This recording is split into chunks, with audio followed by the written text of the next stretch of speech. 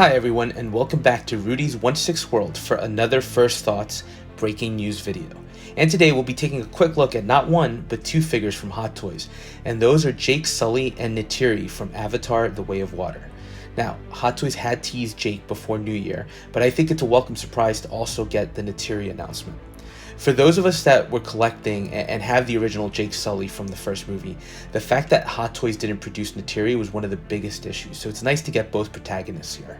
Although, again, if memory serves, the original did sit around for a while, and up until recently, you could still get him for a decent price on the secondary market. And look, I love and still have that original Jake, and I'll say I do like that his look in this movie is different from that original version because it does open things up a little.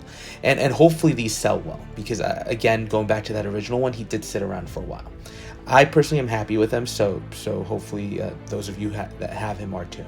Now for this video, we'll be looking at both figures as well as some shots that Hot Toys published from Secret Base that just give us a sense of scale. Now let's start with Jake, and he comes in two versions, and we'll be focusing on the deluxe, but there is a standard as well. And the only difference is the deluxe comes with diorama base, so for me, that's definitely the better option of the two. And the original also came with a small environment, so I think those bases will complement each other in the display. But figure-wise, I think he looks great. I've seen a lot of complaints about the exposed joints, and I can understand that point of view, right?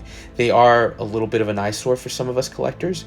I'm personally okay with them, and I've always been fine with the exposed joints because, you know, I don't want a statue. I want a figure that I can pose around, so those don't bother me. Could Hot Toys have gone seamless? Of course, but then I'm sure we'd be looking at some potential cracking or breaks of that seamless material, or even some limitations with the posing, particularly at the joints. So I prefer what we're getting here. The other thing, though, is that this is 100% the same body we got with the original. I mean, from a paint application point of view, it's definitely a new paint app, and they tease some luminous effects, which honestly require some kind of black light, so it's nice to get those, but not really something that I found very functional in the other figures that come with this. But going back to the body itself, again, having the other figure on my desk, the body's identical, and I guess Hot Toys already had the mold for the original, so there wasn't a need to redo it. Hopefully they did address the joint breakage issue with the arms, which is common with that first figure. Mine is still standing, but a little extra stability would definitely be appreciated. As far as the sculpt, again, I think it looks really incredible, capturing the look from the movie. My only major gripe here, and it's the same I had with the original release, it would have been nice to have an alternate sculpt that's a little more emotive, particularly given the intensity of some of the moments in the movie. I feel like he looks calm and passive, which is great, but I just would have liked that alternate option.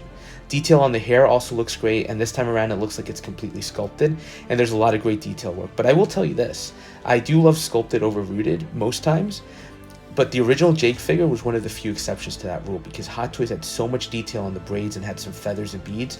So here it's a much more simple look, but not really, and it's not really reflective of Hot Toys' abilities, right?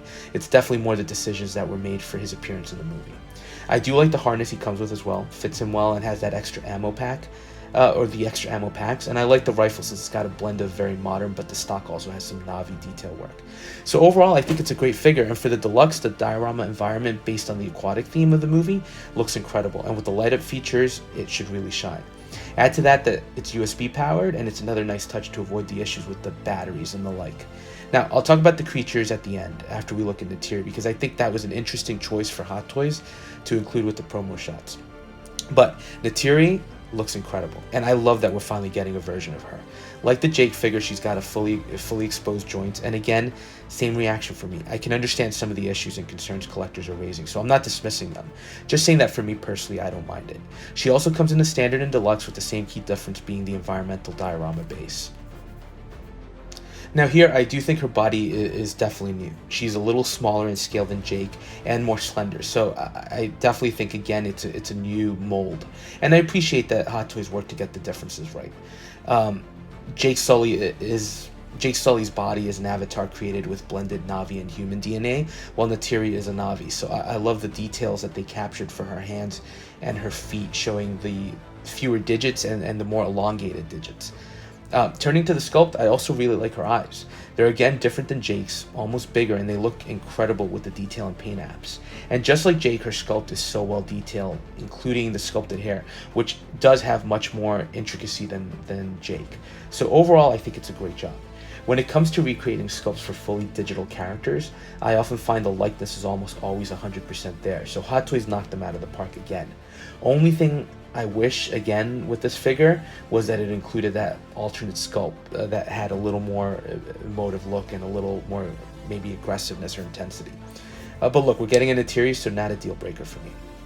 Now, looking at the diorama base for her, I will say I like this one more than the one that comes with Jake. With the reef-like structures, it's going to really pop and stand out, and it'll definitely complement the other figures. So when they're standing together, it'll make for one incredible piece, and it'll be really unique. The original Jake for me is always a standout in the display, and people just tend to gravitate towards it. So I have to imagine the same is going to happen here.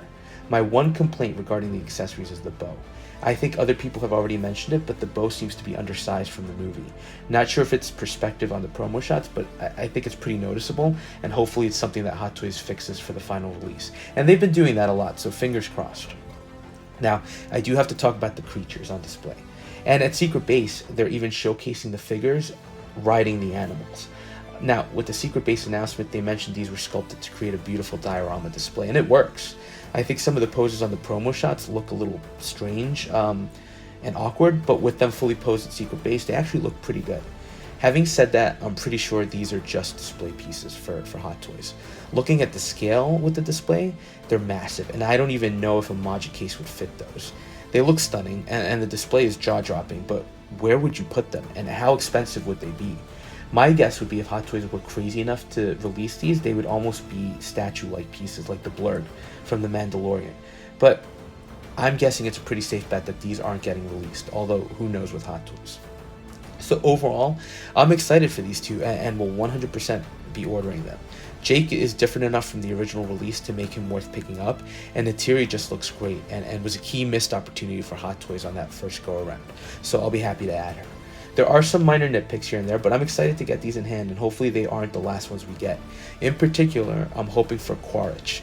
Avatar Quaritch looked pretty good with the more modern gear on, and I think he would be another standout in any display. Will we get him? Not sure. Guess it'll depend on how well these sell. But again, very excited for these. Now, let me know what you think about these releases and what issues bother you, if any. And as always, thank you for watching, and if you are enjoying some of these thoughts and some of the review videos, please like, comment, and subscribe, and we'll touch base on the next one.